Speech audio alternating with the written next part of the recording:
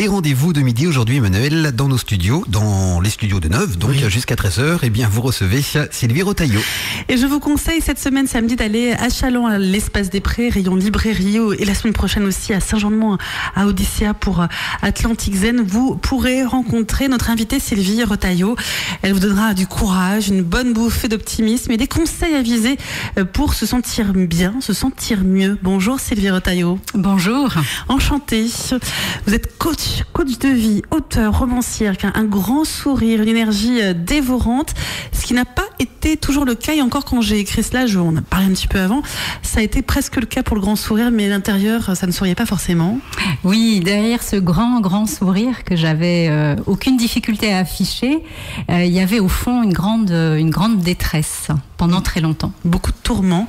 C'est de votre propre expérience que vous avez nourri en fait votre appétit de vivre, de créer, de s'en sortir, d'écrire, d'aider. Vous avez vécu donc la dépression, le burn-out. On peut même parler de différents épisodes, donc on va mettre tout ça au pluriel dans votre parcours. Oui, j'ai fait ma première dépression à l'âge de 30 ans, ma deuxième à 32 ans. Et c'est vrai que ces deux premiers épisodes m'ont amené très tôt à m'interroger, à me questionner et puis surtout à mener une quête pour aller mieux. Alors j'imagine qu'à 32 ans, quand le deuxième épisode arrive, on se dit mince, ça recommence. Comment ça s'est... Racontez-nous un petit peu comment ces épisodes se sont développés dans votre vie. Eh bien oui, c'est vrai qu'à l'époque, j'étais quelqu'un de très battant. Et cette première dépression qui m'avait terrassée m'avait beaucoup surprise et j'avais voulu finalement m'en sortir très vite.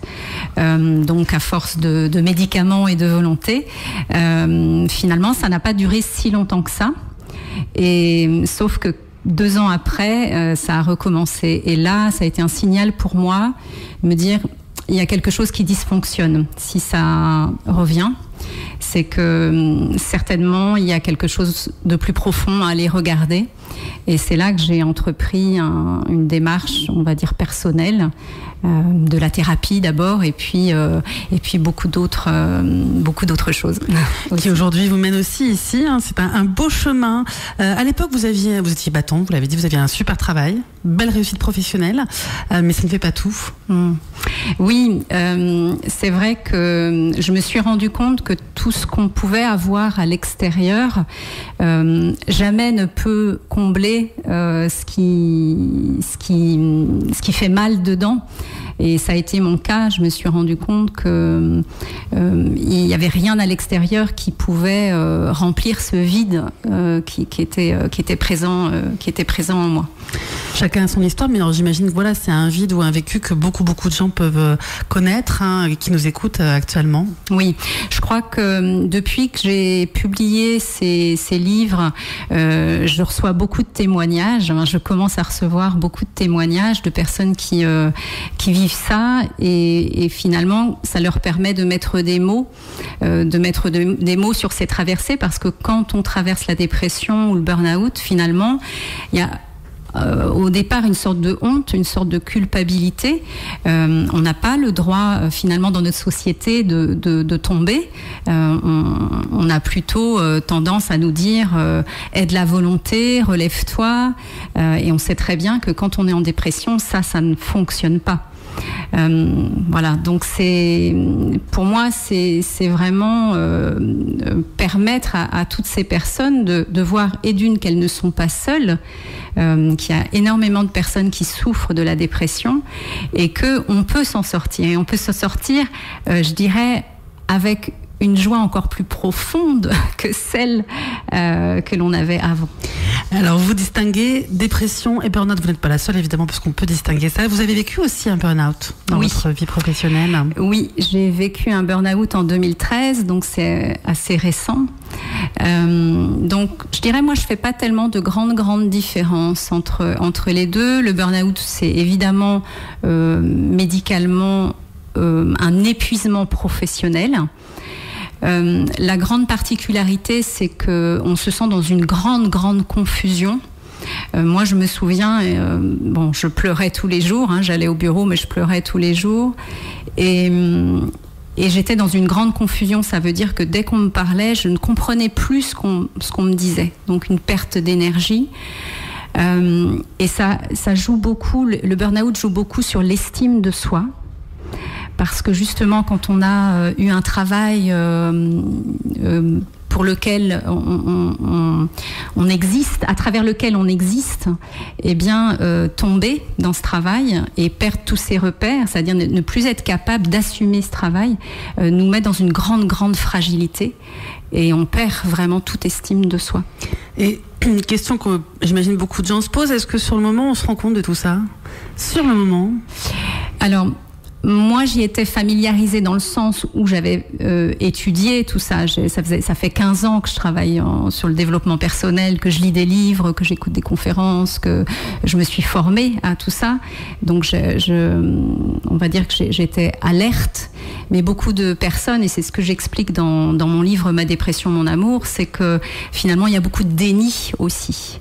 Et quand on fait face au burn-out, il y a beaucoup de personnes qui ne le savent pas ou qui ne veulent pas se l'avouer, parce que c'est aussi difficile de se l'avouer. Vous l'avez dit, on est dans une société où on doit aller bien, réussir, et c'est pas simple du tout, mais toutes les franges de la société sont concernées par une possible dépression ou un burn-out. À un moment donné, vous avez eu donc des ressources en vous, vous avez beaucoup étudié, vous avez beaucoup lu, vous l'avez dit, et donc vous avez même décidé de complètement changer de vie, de parcours professionnel. Maintenant, vous êtes coach de vie, alors qu'avant, ça n'avait rien à voir votre travail. Oui, c'est vrai qu'il y a eu beaucoup d'allers-retours, et effectivement, à un moment donné, quand on fait ce travail en profondeur sur soi, on arrive à vouloir être honnête avec soi-même sur nos souhaits, sur nos rêves, sur ce qui est important pour soi. Et on peut plus se mentir. Et ces choix-là, je les ai faits effectivement parce que à un moment donné, je me suis dit qu'est-ce qui est important pour toi, pour aller bien aussi. Et ce choix-là s'est imposé. Et donc aujourd'hui, on peut dire que vous allez très bien, j'espère. Vous avez écrit 2 livres, ils sont près de moi, que vous avez auto-édités avec des très jolies couleurs vives, qui donnent, vives ou même pas que d'ailleurs, hein, des belles couleurs qui nous font du bien. D'abord un roman initiatique, Virage, la fin d'une tourmente, et puis un guide au titre si fort que vous avez évoqué, Ma dépression, mon amour, l'écriture comme thérapie. Voilà, on en parle souvent hein, de ces vertus thérapeutiques. Vous les confirmez ? Oui, complètement. Virage, la fin d'une tourmente, ça a été comme une page qui se tourne. Ça m'a permis de revisiter mon histoire, de revisiter toutes les étapes par lesquelles j'étais passée pour en être là aujourd'hui. Et puis surtout, comme vous le dites, il y a des jolies couleurs. C'est un roman optimiste, c'est un roman positif, plein d'espoir, un hymne à la vie au fond. Et en écrivant ce roman, je me suis aussi reconnectée à cette joie de l'écriture et puis de tous ces conseils entre guillemets que je donne à travers ce livre pour être plus heureux au quotidien. Et alors beaucoup d'auditeurs ont peut-être lu, on en a parlé toutes les deux juste avant, hein, notamment le roman de Raphaël Giordano qui vient de sortir il y a quelques mois, un peu dans cet état d'esprit, dans le même esprit. Alors j'ai l'impression que c'est pas par hasard finalement que ce n'est pas la seule d'ailleurs auteur et ni vous à écrire des romans qui nous aident un petit peu à voir les choses autrement, avec des petites techniques, des astuces. C'est un peu dans l'air du temps. Oui. Je crois qu'il y a un grand besoin pour beaucoup de personnes de vivre autrement, de penser autrement. Et voilà, tous ces livres-là nous mettent dans ce joyeux chemin de prendre soin de soi. Et vos 2 livres sont sortis à quelques mois d'intervalle, donc là c'est tout sort d'un coup.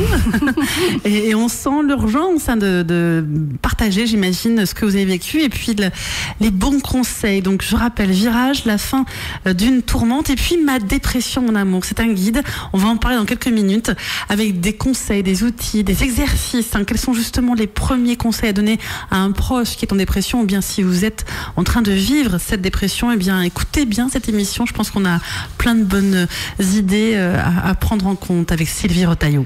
On a hâte d'en savoir plus. Et la suite, c'est dans 3 minutes après Patrick Fury. Jusqu'à 13h, les rendez-vous de midi. Aujourd'hui, votre invité Emmanuel, Sylvie Rotaillot. Sylvie Rotaillot qui vient de pas très loin d'ici d'ailleurs. Vous êtes installée maintenant à Saint-Gilles-Croix-de-Vie. C'est ça. Un beau choix de vie. Oui. Avec donc ces 2 livres que vous nous présentez, que vous avez édités cette année. Virage, la fin d'une tourmente. Et puis, Ma dépression, mon amour. Et je ne serai pas la première ni la dernière à vous poser la question. Évidemment, à vous demander de nous éclairer sur ce titre un petit peu provocateur. Ma dépression, mon amour. Alors oui, c'est un titre provocateur. D'ailleurs, j'ai eu cette idée de titre en écoutant La Grande Librairie.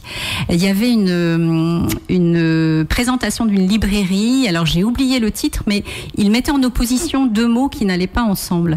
Et ce titre m'a été inspiré comme ça en écoutant ce titre-là. Et oui, volontairement provocateur et en même temps quelque chose à laquelle je crois profondément. En tout cas, ça a été mon expérience de voir la dépression non pas comme une catastrophe, même si c'est très douloureux quand on la vit, bien entendu, je ne remets pas ça en question, mais c'est un beau cadeau. Voilà. Et c'est ce titre-là. Voilà, ce titre-là, je l'ai choisi parce que la dépression peut être un énorme cadeau. Et oui, on va le comprendre parce qu'on peut travailler sur bien des ressources en soi, j'imagine, sur les raisons aussi, et puis chercher ce qu'on peut apporter, nourrir le corps et l'esprit pour sortir de cet événement. Vous avez, je le rappelle, opté pour une nouvelle vie après avoir vécu 2 dépressions, un burn-out. Vous avez étudié depuis des années, ça vous intéresse, vous êtes formé, êtes devenu coach de vie. Quelles sont les disciplines, les techniques, même les courants, si on peut dire, que vous travaillez, que vous avez étudié, qui vous inspirent aujourd'hui ? Alors, ma formation de base, ça a été la programmation neurolinguistique, donc la PNL, voilà, plus connue sous le nom de PNL humaniste. Ça a été la première chose que le premier courant que j'ai vraiment étudié. Au départ, je voulais devenir psychothérapeute, donc j'ai fait un cursus de psychopraticien après cela. Et puis, je me suis rendu compte que j'avais envie d'accompagner les personnes avec quelque chose de concret à mettre en place dans la vie. Et donc, je me suis formée au coaching intuitif pour aider les personnes à avoir des prises de conscience plus rapidement. C'est-à-dire qu'on fait plus appel à notre cerveau gauche, donc tout ce qui est raison, et on va faire appel à notre imaginaire. Et je m'aperçois que les personnes ont des prises de conscience plus rapides. Et puis, je dirais que j'ai tellement lu, je me suis tellement inspirée moi-même d'autres courants, qu'ils soient spirituels ou de développement personnel, que je les ajoute aussi à ma pratique, bien entendu. Et on rappelle pour ceux qui n'ont pas entendu le début de l'émission, quand vous dites au départ, je me suis formée, c'était à plus de 30 ans en fait. Oui, quasiment, puisque j'avais 30 ans, donc j'en ai bientôt 50. Je ne voulais pas demander, mais j'imagine pas. Vous ne les faites pas. Mais en tout cas, voilà, c'est votre 2e vie qui a commencé comme le titre de ce charmant livre de Raphaël Giordano.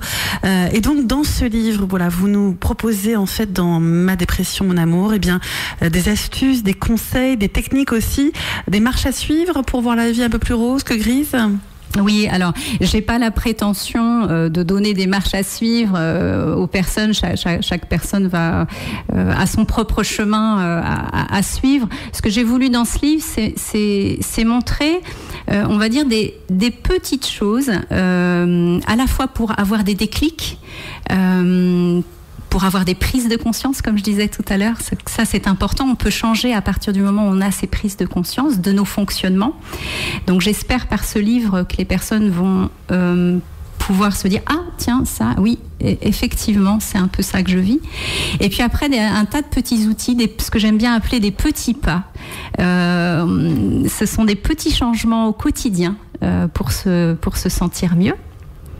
Alors par exemple, moi j'ai pas tous les conseils, j'ai pas tout lu encore, mais j'ai pu lire ici dans quelques articles une des premières idées, déjà être dans le présent, être dans l'instant présent. C'est aussi quelque chose dans l'air du temps, ça être aujourd'hui et pas hier ni demain. Quand on est en dépression, on est souvent dans le passé ou dans le futur. C'est-à-dire soit on est dans les ruminations de ce qui n'est plus, de ce qui a été, ce qui n'est plus, soit on est dans l'anxiété de demain. Et donc de revenir à soi, de revenir à l'instant présent, tout simplement par la respiration. C'est la première chose qu'on peut faire, c'est reprendre contact avec sa respiration. Même si on le fait 30 secondes par jour, c'est déjà mieux que 0. Voilà, donc reprendre contact avec soi et revenir au présent par la respiration, c'est très aidant. Vous venez de parler de nos ruminations et ça c'est aussi je pense une grande thématique dans votre livre, c'est que nos pensées après tout et nos ruminations ne sont que des pensées et des ruminations, et ça c'est bien de se le rappeler. Oui, on a tendance finalement à s'identifier à nos pensées. Déjà, on a tendance à y croire. Voilà. Et alors que ce sont des petites histoires qu'on se raconte et on n'est pas obligé d'y croire. Donc, quand on arrive à justement être plus dans cet instant présent, à être en conscience de ce qui se passe pour nous, eh bien, on va aussi être attentif à ce qui se passe entre nos deux oreilles. J'aime bien dire ça, dans notre tête. Et déjà, en ayant conscience de ce qui se passe dans notre tête, eh bien, on peut prendre de la distance, on peut prendre du recul. Et on est moins identifié à nos pensées. Et c'est moins douloureux, j'imagine. Oui. Mais quand, objectivement, on a plein de petits mondes qui s'écroulent autour de nous, quand il y a vraiment des soucis objectifs, qui ne sont pas que dans nos pensées, vous optez pour essayer de tirer des leçons, c'est ça? Essayer de trouver, c'est aussi ce que vous expliquez dans Ma dépression, mon amour. Quand vraiment ça va mal, on peut essayer de dégager des choses positives pour la suite. Alors, il y a une étape pour moi indispensable avant de tirer une leçon positive, c'est de regarder l'émotion qui est là. C'est-à-dire d'accueillir la souffrance, en tout cas, ou l'émotion présente quand on traverse ces difficultés. Et ça, c'est la première étape, cette étape d'accueil. Parce que les événements extérieurs, en tout cas j'en ai la croyance, que ces événements-là sont là pour nous faire grandir, pour nous faire évoluer. Donc accueillir ce qui se présente, c'est souvent des blessures d'enfance qui remontent dans le présent, et il est important d'accueillir ce qui n'a pas pu être accueilli dans le passé, et ensuite effectivement voir, tiens, quelle leçon je peux tirer de ça? Quelle leçon je peux tirer de ça? Quelle leçon positive? Alors, j'ai encore 1000 questions, mais il nous reste 45 secondes. Alors, j'ai 3 bonnes nouvelles. La première bonne nouvelle, vous serez samedi, Sylvie Retailleau à l'Espace des Prés. Donc, on a dit à la librairie de Challans le matin pour des dédicaces avec vos livres.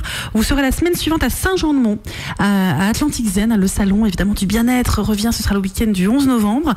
Et vous serez présente pour un atelier autour de l'écriture et une conférence. Alors, une belle thématique samedi, je crois, la conférence. Oui, alors le titre de la conférence samedi, ce sera « Dire un grand oui à l'aventure de la vie ». Voilà, donc on va prendre une bonne bouffée d'optimisme avec vous. Donc je rappelle pour Odyssea, et il est temps de vous inscrire pour l'atelier de Sylvie Retailleau. Et puis la troisième bonne nouvelle, c'est que vous serez à la télévision la semaine prochaine, mardi. On va vous retrouver sur la chaîne LCP, la chaîne parlementaire. Mardi soir, une grande soirée justement consacrée à la dépression. Oui, il y aura un documentaire donc de Michel Dominici et ensuite un débat autour de cette thématique. Auquel vous avez été convié. Oui.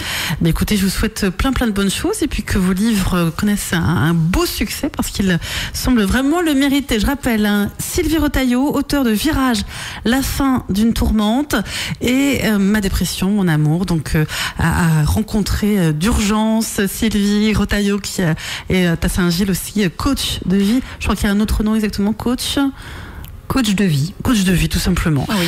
Merci infiniment. Merci d'être venu à notre rencontre. Et puis, je pense qu'on va tous bien réfléchir, être dans le présent, bien respirer aujourd'hui et dans les jours à venir. Merci Emmanuel, merci Sylvie, à bientôt. Merci.